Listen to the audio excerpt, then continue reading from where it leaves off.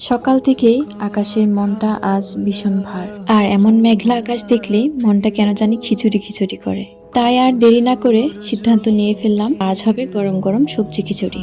ফ্রিজে বেশ কিছু টাটকা সবজি ছিল, তাই ভাবলাম স্বাস্থ্যকর ও ঝটপট কিছু একটা করি। চাল ডাল ধুয়ে সব সবজি কেটে সাইজ করে নিলাম।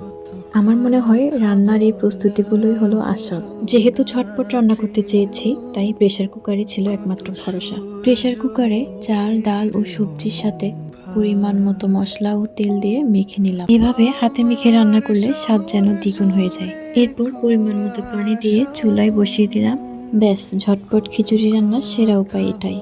আর মাত্র কয়েকটা সিটির অপেক্ষা, তারপরে তৈরি হয়ে যাবে একদম পারফেক্ট খিচুড়ি। খিচুড়ি হতে হতে পাশে ডিম ভেজে নিলাম, আবার বানিয়ে নিলাম শসা টমেটোর ফ্রেশ সালাদ। বৃষ্টির দিনে এক প্লেট ধোয়া ওঠা সবজি খিচুড়ি আর ডিম ভাজা, আহা, সব সুখ যেন এখানে। ব্যাস তৈরি আমার গরম গরম সবজি খিচুড়ি। বৃষ্টির দিনে এমন এক প্লেট খিচুড়ি হলে আর কি লাগে। আমি চললাম এই খিচুড়িটা এনজয় করতে।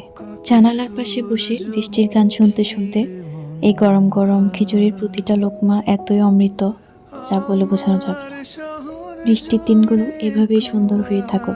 আর আপনারা কমেন্ট করে জানান বৃষ্টির দিনে আপনাদের পছন্দের খাবার কোনটা। দেখা হবে পরের ব্লগে। টাটা, আল্লাহ হাফেজ।